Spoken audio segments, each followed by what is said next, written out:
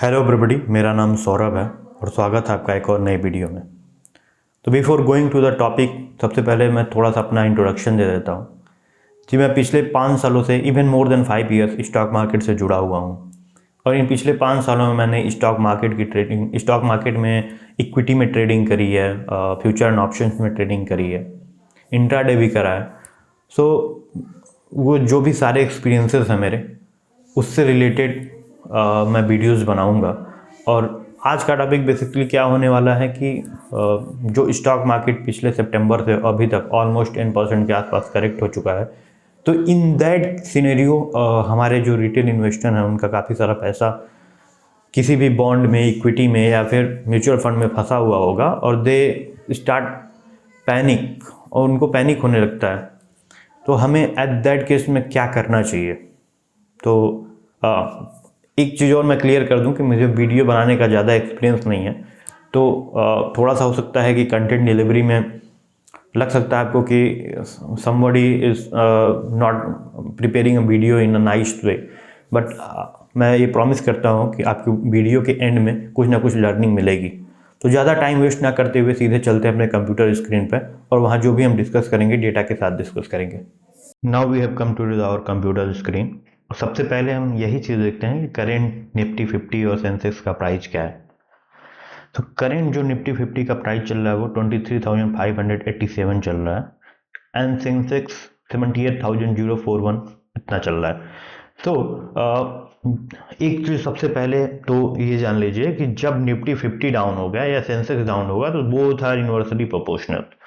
मतलब कि जब एक गिरेगा, डायरेक्टली प्रोपोर्शनल सॉरी, तो जब एक गिरेगा तो दूसरा भी गिरेगा। तो यहाँ कोई ऐसा रॉकेट साइंस नहीं है, सिंपल सी बात है। पिछले 6 मंथ का अगर दोनों का चार्ट कंपेयर करें डेटा, तो पिछले 6 मंथ में ऑलमोस्ट ये 26,000 था एंड ये अभी है 23,000।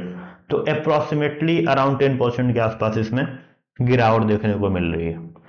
सेंसेक्स में जो हम अगर पिछले 6 मंथ का डेटा अगर देखें तो ये 85,000 के आसपास इसने हाई बनाया था और अभी वो 78,000 पे है।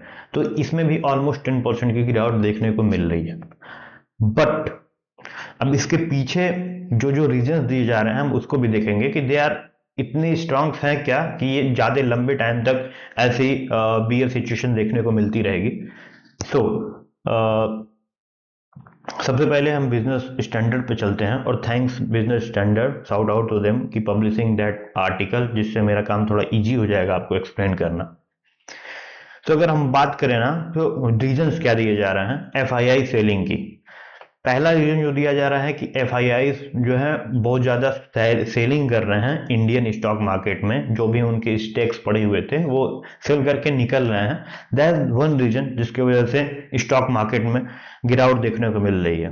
I also back this decision इस, मतलब ये समथिंग एक ऐसा रीजन हो सकता है जिससे एक पैनिक सिचुएशन क्रिएट होगी और स्टॉक्स में गिरावट देखने को मिलेगी और इवेंचुअली जब स्टॉक गिरेंगे तो निफ्टी 50 और सेंसेक्स भी गिरेगा, क्योंकि ये दोनों स्टॉक्स उसी के कंपोनेंट हैं। अब थोड़ा और नीचे स्क्रॉल करते हैं, सेकेंड रीजन क्या देखते हैं, वीकनेस इन ग्लोबल मार्केट।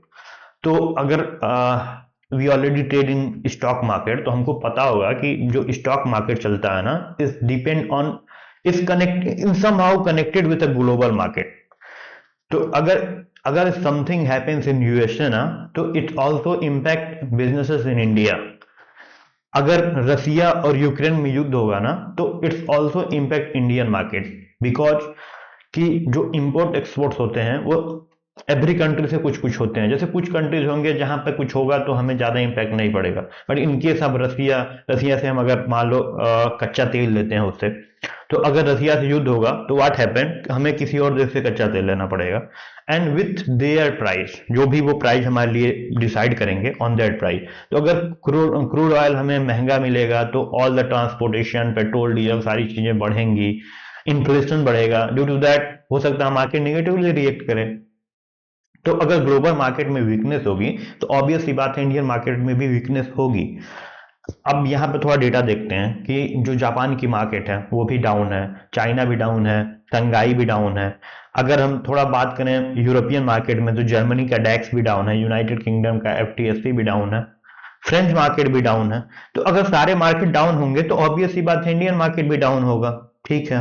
अब सेकेंड थर्ड टॉपिक जो दिया जा रहा है रूपी डिप्रिसिएशन का, कि रुपीज जो है ना डॉलर के मुकाबले बहुत ज्यादा कमजोर हो रहा है। 85 का मार्क इसने ब्रेक कर दिया है, दैट रीजन की स्टॉक मार्केट डाउन कर रहा है। तो इस पर भी हम आगे चल के डिस्कस करेंगे कि ये रियली एक स्ट्रांग रीजन है क्या मार्केट का डाउन होने का। बिकॉज बहुत सारे कंट्रीज हैं जैसे जापान है, साउथ कोरिया है, उनकी करेंसी हमसे भी छोटी है। तो क्या ये ऑब्वियसली एक अच्छा रीजन हो सकता है जिससे वजह से कि शेयर मार्केट निगेटिवली रिएक्ट कर रहा होगा। आगे और देखते हैं कि आई डोंट थिंक कि ये इंडिया पर उतना इम्पैक्ट ये सारी चीजें फेड का जो भी कमेंट्री है उसकी वजह से ज्यादा इम्पैक्ट होना चाहिए। आई डोंट थिंक ये इज समथिंग ना कि जब बिजनेस स्टैंडर्ड जैसी वेबसाइट्स या ऐसे बड़ी मैगजीन्स जो भी अगर कुछ पब्लिश करती हैं तो इवन छोटा छोटा जो कंसर्न होता है ना वो भी वो अपने डेटा में रख देती हैं। तो इसके नेक्स्ट टॉपिक को हम समझते हैं वैल्यूएशन कंसर्न। तो अगर हम ब्रॉड लेवल पे बात करें तो आफ्टर कोविड जब इंडियन मार्केट ने रिकवरी स्टार्ट करी थी ना, तो फ्रॉम दैट टाइम अभी तक वो केवल एक ट्रेंड में बुल ट्रेंड को पकड़े हुए था। अभी उसने करेक्शन नहीं दिखाई थी कि भी किसी भी स्टॉक्स में। अगर आप थोड़ा सा ओपन करके देखो तो अगर मोटर सेक्टर में जाओगे तो टीवीएस, हीरो और all stock, hero is not something जिसने बहुत आउट परफॉर्म करा है, but TVS and Bajaj almost double triple from the Covid time. ठीक है। तो एक रीजन ये भी है कि सारे स्टॉक्स ना वो कुछ जरूरत से ज्यादा इंक्रीज कर गए थे इन लास्ट 5 इयर्स। तो अभी उनमें भी करेक्शन आनी थी due to the any reason. और जब ऐसा होता है ना तो छोटे छोटे निगेटिव न्यूज जो होते हैं उनमें भी एक बड़ा बड़ा करेक्शन आता है। ठीक है। अब थोड़ा हम आगे जाके ये सारी चीजें हो गई। एक रीजन और इसमें दिया गया है कि ट्रम्प जो है ना यूएस प्रेसिडेंट बने हैं, तो इसके वजह से भी थोड़ा सा मार्केट अभी मतलब उसको एसिनेट उस हिसाब से थोड़ा सा सेटअप करेगा अपना। तो उसमें थोड़ा सा टाइम लगेगा। मतलब जब ट्रम्प आते हैं ना तो कुछ पॉलिसीज कुछ ऐसी चीजें होंगी जो प्रीवियस गवर्नमेंट की वो चेंज करेंगे, कुछ नए पॉलिसीज इंट्रोड्यूस करेंगे। तो उस पर अभी मार्केट अपने आप को सेटअप कर रहा है। जैसे थोड़ा सा एग्जांपल अगर लिया जाए तो जैसे इंडिया में जीएसटी आया था, तो जीएसटी को उतने अच्छे तरीके से वेलकम नहीं करा था इंडियन मार्केट ने। तो ऐसे ट्रम्प है और यूएस मार्केट इज समथिंग ना कि यूएस से सारे मार्केट लिंक है। तो इफ सम पॉलिसी अगर यूएस को अच्छी नहीं लगेंगी या उसके साथ जिस जिस कंट्री का ट्रेड है, तो ऑब्वियस ही बात है वहां का स्टॉक मार्केट इंपैक्ट करेगा।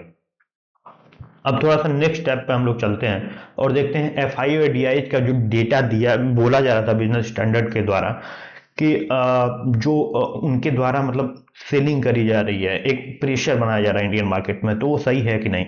तो अगर हम लोग देखें ना तो इस सितंबर के बाद से जो स्टॉक मार्केट में फॉल देखने को मिल रहा है। तो अगर सितंबर का हम लोग डेटा देखें तो सितंबर में ऑलमोस्ट एफआईआई ने इंडियन मार्केट में 15,000 करोड़ रुपए इन्वेस्ट करे थे। आफ्टर दैट अगर अक्टूबर की बात हम लोग करें तो अक्टूबर में उन्होंने 1,14,000 करोड़ रुपए इंडियन मार्केट से विड्रॉ करे। नवंबर में ऑलमोस्ट 45,000 रुपीज विड्रॉ करे। अब धीरे धीरे ये नंबर डिक्रीज हो रहा है। तो ऑब्वियस ही बात है अगर इतना बड़ा कोई भी 1 लाख करोड़ समथिंग जो अगर इंडियन मार्केट से निकाला जाएगा, विड्रॉ करा जाएगा, तो उसका इंपैक्ट पड़ेगा इंडियन मार्केट में। और कुछ ना कुछ मतलब आपको बियर मूवमेंट एक देखने को मिलेगा, for may be short term, but मिलेगा, जरूर मिलेगा। बट एक अच्छी बात अगर इसमें देखी जाए, जो हमारे डायरेक्ट जो डोमेस्टिक इंस्टीट्यूशन है, इन्वेस्टमेंट इंस्टीट्यूशन है, उन्होंने काफी अच्छा जैसे उन्होंने अपने आप को वो बैकअप दिया। जैसे डीआईएच की अगर हम डेटा को देखें, मंथली डेटा को, तो उन्होंने अगर अक्टूबर में उन्होंने 1 लाख करोड़ निकाले थे ना, तो इन्होंने 1 लाख करोड़ रुपए इन्वेस्ट कर दिए फिर इंडियन मार्केट में। ड्यू टू दैट जितना मार्केट गिरना चाहिए था उतना नहीं गिरा। तो डीआईआई ने काफी सपोर्ट करा इंडियन मार्केट में। और अगर देखें ना कि एफआईआई का निकालना इज अ कंसर्न, बट अगर हम अपने कंट्री की स्थिति को प्रेजेंट में देखें तो India is not in a bad state like Pakistan और सम कंट्री लाइक श्रीलंका, जहां पर ट्रेड करने के लिए उनके पास फॉरेन करेंसी नहीं बचे हैं, इंटरनल वार्स चल रहे हैं कंट्री के अंदर। तो इस नॉट ये सिचुएशन ऐसा नहीं इंडिया में कि bias would be long for very मतलब ज्यादा समय के लिए लॉन्ग नहीं कर सकता ऐसा बीएस, मुझे क्या लगता है। सेकेंड रीजन जो एक रीजन वहां पे दिया जा रहा था ना कि डॉलर्स जो अभी 85 का मार्क क्रॉस कर चुका है, तो अगर 1947 से अगर देखें ना तो डॉलर 1947 में $1 इज इक्वल टू मतलब $1 इज इक्वल टू ₹3 होता था, ₹3 ऑलमोस्ट। फिर ईयर ऑन ईयर ये बढ़ते गया, नाउ इज टचिंग ऑलमोस्ट ₹85। तो ये तो मतलब डॉलर के रुपीज में रुपया हमेशा से कमजोर रहा है और धीरे धीरे और कमजोर होता जा रहा है। It's not something but stock market तो जो भी था, जो भी उसका लेवल था, उससे वो इंक्रीज करते जा रहा है। तो ये जो सारे जो भी रीजन दिए जा रहे हैं ना, तो इसमें एक एक दो रीजन जो मेजर कंसर्निंग रीजन है, जैसे एफआईआई का सेलिंग प्रेशर, वो एक कंसर्निंग रीजन है। अदर देन दैट ये जो डिप्रिशिएशन का मामला है डॉलर्स का, इज नॉट कि इसकी वजह से बहुत ज्यादा लंबे टाइम तक आपको बियर देखने को मिलेगा, ठीक है। और एफआईआई का भी क्या है, एट दैट टाइम यूएस में इलेक्शन चल रहे थे, वो पैसा विड्रॉ कर रहे थे, देयर इज समथिंग, उनको लग रहा होगा कि अगर कोई गवर्नमेंट आती है तो कैसे फिर ग्लोबल मार्केट रिएक्ट करेंगे, व्हाट हैपन, इस बहुत सारे प्रोस्पेक्टिव हो सकते हैं। तो एफआईआई सेलिंग की वजह से तो प्रेशर बना होगा ऑलमोस्ट, सही बात है। बट ये सारे जो रीजंस और दिए जा रहे हैं ना कि डोनाल्ड ट्रम्प का प्रेसिडेंट बनना, ठीक है, या फिर जो ग्लोबल मार्केट अभी निगेटिवली रिएक्ट किया जा रहा है, तो हमें पता है कि मतलब अगर शेयर मार्केट है ना तो ये ऊपर जाएगा तो नीचे भी जाना है उसको, और नीचे है आज तो ऊपर जाना है उसको। ऐसा नहीं है कि एनीथिंग विल बी परमानेंट। तो अकॉर्डिंग टू मी हमें पैनिक नहीं करना चाहिए। और जो मेरा अभी तक का एक्सपीरियंस भी रहा ना पिछले 5 सालों से, या मोर देन मतलब थोड़ा बहुत आगे पीछे 6 ईयर्स के एक्सपीरियंस से जो मैं बोलना चाहूंगा आपको, कि ऐसे सिचुएशंस कई बार आए हैं। 10% से ज्यादा भी मार्केट करेक्ट हुआ है। अगर आप कोविड टाइम देख लीजिए, कोविड के पहले 2008 में 2G स्टेकनिंग वाला मामला आया था, उसमें भी तो मार्केट हमेशा अपने आप को करेक्ट किया है। इफ समथिंग बहुत ज्यादा वैल्यूएशन यहाँ इंक्रीज कर गई हो, या कोई स्कैम हुआ हो, ठीक है, कोई स्टेट ऑफ इमरजेंसी हो, 1992 में हसन मेहता स्कैम हुआ था, तो डिफरेंट सिनेरियो है, मार्केट रिएक्ट करता है। बट आफ्टर एवरी टाइम अगर मार्केट गिरता है ना, बियर सिचुएशन आती है, तो विथ इन मतलब इंडियन मार्केट का क्या है ना, बुल बड़ा होता है। जब भी बुल आता है 3 साल 4 साल 5 साल के लिए होता है। Bear is generally for short period of time. But उसमें क्या होता है ना, जो रिटेल इन्वेस्टर होते हैं वो पैनिक करके अपना जो भी स्टेक है वो सेल कर देते हैं, ठीक है। बट अब अगर अभी देखोगे, अब जो भी कोई भी एक सिंपल सा स्टॉक मैं ओपन करके दिखा देता हूँ, जैसे hero motor Corp. Hero MotoCorp का अगर हम मैं दिखा दूं, और इसमें अगर उनको शेयर होल्डिंग पैटर्न्स पे जाऊं मैं, तो एफ आई आज का देखो 29% स्टेक है इस कंपनी में, 26% डी आई एच का, 8% जो आपके नॉन इंस्टीट्यूशन मतलब हम लोगों की तरह रिटेलर्स होंगे मोस्टली। बाकी मेजोरिटी स्टॉक एफ आई और डी आई के पास होगा। अभी ये मार्केट जो गिर रहा है ना, उन पर कोई इंपैक्ट नहीं पड़ेगा, दे होल्ड देयर मनी, और जब भी मार्केट रिकवर होगा they sell at that time, और वो सेल करके वो निकल जाएंगे। बट रिटेल इन्वेस्टर जो 8% है ना, वो सबसे ज्यादा पैनिक होंगे इस वॉलिटिलिटी के चक्कर में, और वो अपना लॉस बुक करेंगे। तो मैं जो क्या करने वाला हूं, जो भी मेरी होल्डिंग्स हैं, आई विल डोंट मैं सेल नहीं करूंगा अभी at current point of time, क्योंकि मुझे पता है कि there is nothing any kind of emergency, कोई पैंडेमिक, कोई ऐसा सिचुएशन नहीं होने वाला है। And I have a vision for 1 और 2 ईयर्स, तो मेरा विजन थोड़ा लंबा है, तो I can stay for 1-2 years. तो मैं अभी अपने होल्डिंग को टच नहीं करने वाला। This is an informational video, और अकॉर्डिंग टू दिस वीडियो मैं आपको ऐसा नहीं सजेस्ट करूंगा कि you will take any kind of decision. आप अगर आपको जो भी डिसीजन लेने होंगे, आप अपने फाइनेंशियल एडवाइजर से बात करके ही लीजिएगा। Okay, thank you for watching this video. अगर आपने अभी तक मेरा वीडियो देख ही लिया है और आपको इन्फॉर्मेटिव लगा है, तो आप मेरे चैनल को सब्सक्राइब कर सकते हैं, और मिलते हैं फिर नेक्स्ट वीडियो में। जय हिंद, जय भारत।